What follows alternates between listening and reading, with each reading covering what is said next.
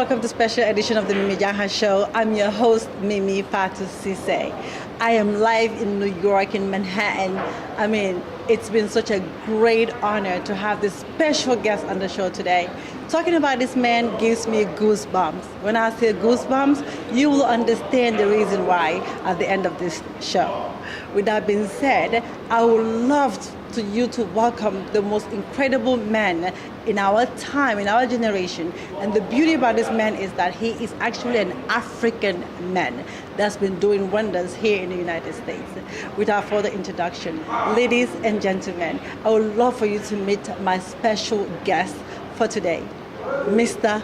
Mo Gates. Without further introduction, welcome on the show, sir. Thank you for having me. I am delightful, and it's so humbling to have you on the show. Just knowing everything that you've been doing and everything that you stand for is just so humble to have you on the show. And I want to thank you so much for giving me this opportunity to be on the show. So for the viewers that are watching the show, I know most of you already know who this man is, but for the viewers that are watching the show don't really know who you are. Tell us a little bit about yourself. That'll be a lot to talk about if I gotta. We want to hear every single bit of it, right? I mean, I'm a young entrepreneur, Senegalese. That's how I can start with the conversation. But if you would ask me something specific, then that would help me a lot to answer your questions. Well, we got more coming up anyway. So with that being said, Mr. Mo, if you could just kind of like elaborate to us, tell us a little bit about your beginning as a childhood, because we're going to get to everything that this man has been working on. But if you can just tell us a little bit about your upbringing as a child, what are some things that really inspired you as a child growing up? I think my dad inspired me a lot. My mom as well. She did inspire me a lot. She worked. She was a teacher, and she worked at a school teaching kids. And my dad was a lawyer. Even though my mom went to law school, but she decided to be a teacher. And I think both of my parents inspired me a lot into what I've become today. Talk about what you've become today. Yes. What you became today. Let's just get straight to the point. The reason why this man, if I talk about giving me a goosebumps, let's just get to that part right now. Yeah. You did something so incredible during the height of the pandemic, which was your outreach. Yeah. Every time I watch some of those videos and just the clips behind the scene, how well you put yourself together, and you helping communities, not just individuals. Yes. That is something that I think it is so epic. If you can just tell us about that, what really inspired you to start that outreach during the time of the year, the time of the pandemic, and you kept going nonstop, and you were taking money from your own pockets to give it to this amazing, wonderful organization. You have to make us understand that, because I know I'm stingy sometimes. But just all joke aside, let us know what was going through your mind. And when you started the outreach, did you just wake up in the morning and say, you know what, I'm gonna start giving away my wealth? Or it was just something that happened that made you kind of, have a aha moment that made you realize that you really wanted to do something so epic and so major for all these different organizations? Well, when the pandemic hit at first, early on from the projections, we knew that a lockdown was imminent. A lockdown was going to happen, and at first we decided to help locally, and right after, me and my team decided it would be better if we can go to different states, and then from there we contacted different African associations, some of them nonprofits, some of them groups, and that's how it happened. And from there, put some guys on a plane and started just touring the States. it's just very humbling just watching you with everything that was going on during that time, like you said, Yeah. the height of the pandemic, Yeah. and you and your team would just get on a private jet and go to all the different places. So tell me, out of all these organizations, what is one thing that sticks in your mind that sometimes when you reflect back, you sit back and said, I'm glad I did that? A lot, because I've seen all different generations to every state that we went to. I've seen old men and women. I've seen kids. I've seen young people. And I've also seen people that was okay. I mean, they had the money to fight with the virus. But just the fact that we decided to go on with the journey, they just loved that, you know. And I've seen those people. But then again, like, I don't regret anything. It was amazing, frankly. Yeah, but have you ever, you know, being such a high peak of the pandemic, were you concerned about the virus at all? I mean, I was. That's the reason why I went and helped them. But were you concerned about catching the virus again, or getting contaminated, or getting getting the virus? I mean, of because course. you were there with dealing with all these people, and you were there. And sometimes I watch them like, does he get scared of catching the COVID? Yeah, I mean, you know how bad it was. I mean, it's the same thing as asking a journalist, are you afraid of catching a bullet in the middle of Ukraine and Russian war? You got to do your job. And I just took it as a job, and I just took it from there. Wow, that's just very humbling, and it's just Yeah. very inspirational, and it's very inspiring. So Mugit, can you just elaborate to us what exactly, when you did the outreach, you Yeah. met all these amazing people. Yeah. You know, is there anything that stick out to you personally? Any story that actually made you feel like this is not enough, maybe I want to do it more? It's hard to say. Every single thing, like it's hard. There were so many stories, so many. I can't even name them all. But overall, the fact that my people, African people, loved what I was doing, and that was a motivation for me to even find new ways where I can even do it better and more. Yeah. Do you consider yourself a kind-hearted person? Because I think if we're talking about kind-hearted and giver, Yeah. I mean, it has to come somewhere very, very deep. Yeah, again, yeah, I guess, yeah. Yeah. Now you don't understand why I was getting goosebumps, right? Moving on, Mr. Gates. So tell us, you know, what are some things that you are currently working on that we have to maybe stay tuned for? You know, any project that you have working on right now that you might maybe spill the beans while we're here? Right now, like, we work on a lot of things. We're working on having our own platform of Bitcoin. That's on the business side. We're working on, you know, with a nonprofit, going to Africa. We already have some countries on the map that we would love to visit and see what we can do over there. And as far as like events going, like there's a lot of events that we're trying to do. Mm-hmm. So overall, we're working. So you're telling me, apart from the outreach that you did here in the United States, you actually have other countries in Africa that you actually mapped, that you want to personally go there to visit and help? Oh yes, we have Gambia, we have Cameroon, we have Senegal, we have Togo, we have we're working. We mapped some countries that we actually gonna go in there and figure out what some of the problems are, and whatever we can do, we'll just put our parts in it. Wow. Mr. Mugit, Yes. this is a little bit off topic. Yes. What do you want to be remembered for? once you're long and gone? I know you're going to be here for a long time. You're young, you're healthy. But what is one thing that you want to be remembered for? Well, as far as me, I don't have a plan for years. I don't have a yearly plan. I don't have a lifetime plan. I have a legacy plan. You know, and the work that we're doing right now, I wouldn't want it to be remembered. I would want it to continue.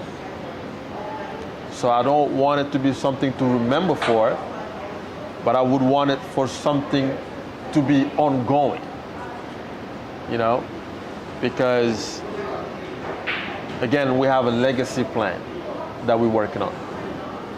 I love it. I love it. And just the fact that it's a legacy plan, Yes. talking about footprint, something that once you put your foot in it, you work through it, it's something that is always going to be there. For the young Mogators watching you today, Yes. what is one thing that you want to tell him? To never give up. To never give up. What is the hardest part about being Mogate? What's the hardest part? About being you?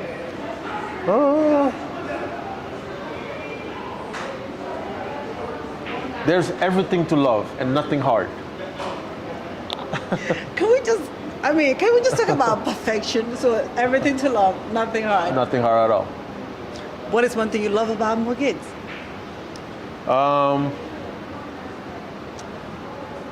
The fact that he's a philanthropist. He's into his people, right? He's into the African people. He's into his beliefs. He's into working for his legacy plan. And it's a lot. It's a lot. It's just very humbling because you talk about Africa, you live in the United States. Right. I mean, we know some of us when we come here, Right. we make it or get certain things we need. Right.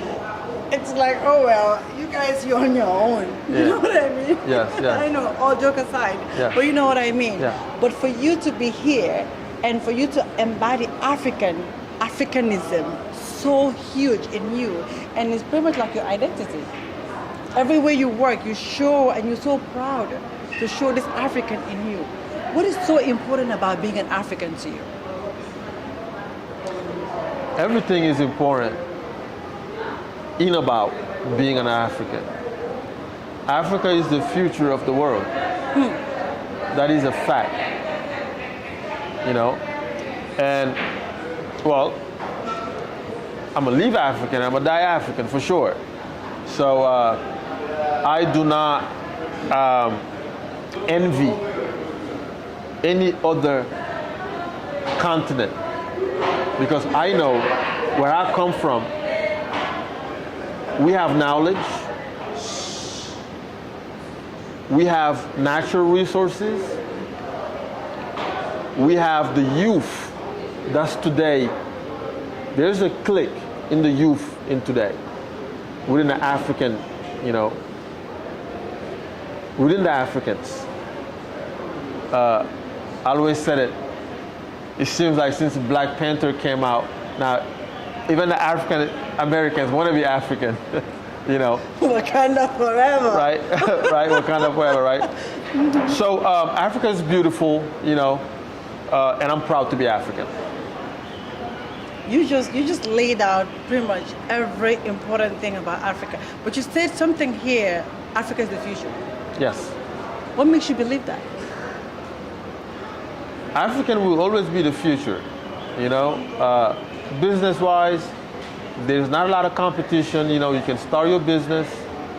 Land-wise, there's space. We have space to build. I remember 10 years ago, we had R&B, we had rap, we have country music in America, the billboards, 10 years ago. Now we have Afrobeat. Now we got Amapiano. So we're going somewhere, right? So we're making a mark in this world. we have a lot of young people with knowledge that can shift the world, and they're African. So, and even within the projections, 25, 30 years from now, Africans, probably we might have one country, right? Part of the ones that's going to rule the world. Again, well, some people are going to say, well, Mo, you live in the U.S., you know, which I understand. But today, it's okay to look at people or to look at the countries that made it and copy from them and take it back to our country. When I say copy, not copy everything, copy the good things that will be aligned with our culture to help us move forward as Africans. Wow, you spoke in words. Yeah. You spoke in speaking words, like you used your words so carefully, and it's just very, very, very inspiring. For the Africans that are watching the show, Yes. we all know some of them or some of us, because I don't like taking myself out of the equation. Yeah. You know, you come in the US, you get so comfortable. What advice do you have for them right now as you're sitting here, you live in the US, you've accomplished all this greatness here in this country, but for some reason, your whole ideology and your standpoint is rebuilding Africa. Yes. For the ones that are here comfortable, sitting down, have their comfortable jobs, have their comfortable homes, what advice do you have for them? You being so futuristic, because you're seeing something that me and maybe the next person are not really seeing when it comes to Africa. Well, not everybody is meant to be a doctor. Facts. Not everybody is meant to be a pilot. Not everyone is meant to be whatever job that's not meant for you. Absolutely. So nobody else is meant to be a millionaire. Absolutely. But for the people that are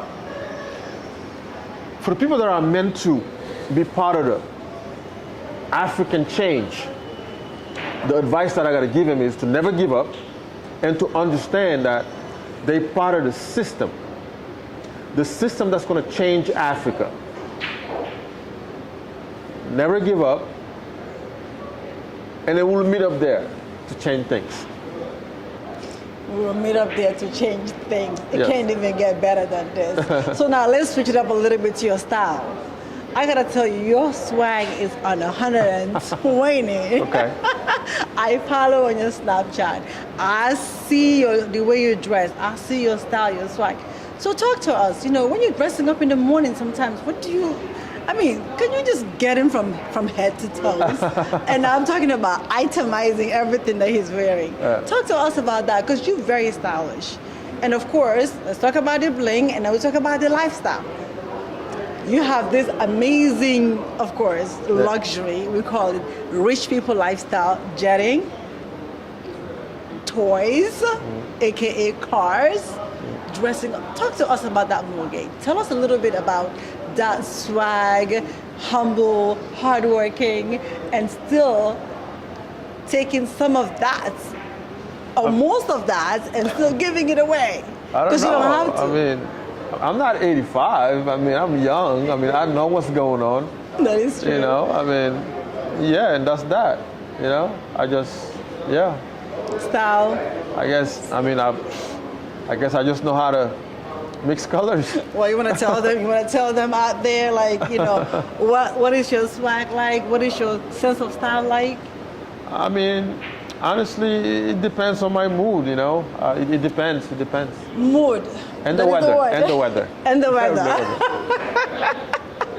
Oh my gosh, Mr. Mogit, I can sit here all day and talk to you because of all the great things that you're doing. And of course, you being in such a high key position as young as you are. Mr. Mogit, we talk about Lifetime Achievement Awards, Yeah. something that people work for their whole entire life. Yeah.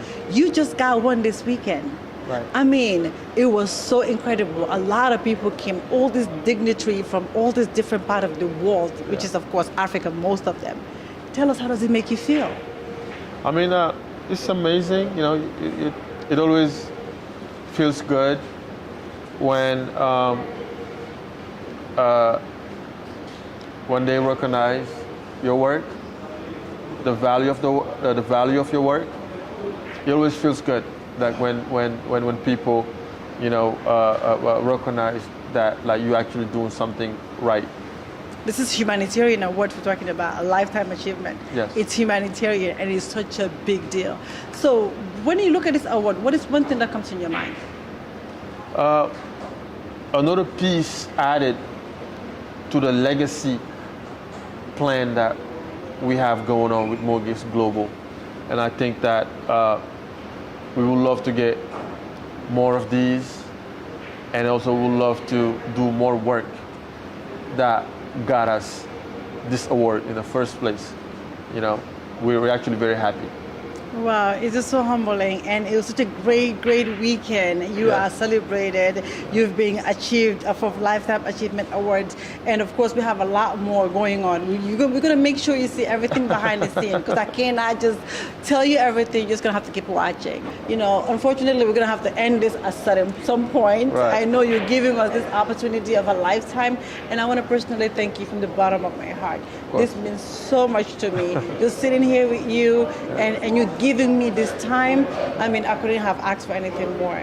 But for the viewers that are watching the show, is there anything that you want to tell them, any word of advice, anything that you want them to know about Mortgage that nobody ever really knew about you? I live a public lifestyle. I think everyone knows what Mortgage is about. But Publicly. True. But then I just want to tell the youth out there that it's possible. There's going to be bumps on the road, but it's possible. It's possible. And I love all my African people. And we love you too. Thank you. Well, thank you so much, Mr. Gates. On that note, like I said, it's hard to say goodbye, but we have to go. Mr. Mo, thank you so much for the time, and thank you so much for the opportunity. On that note, I want to thank you guys so much for tuning in and watching another exclusive with Mimi Fatou Cisse. I am your host. Until then, I'll see you guys soon. This was an exclusive with Mr. Mo Gates. You already know. For now, I'll say goodbye.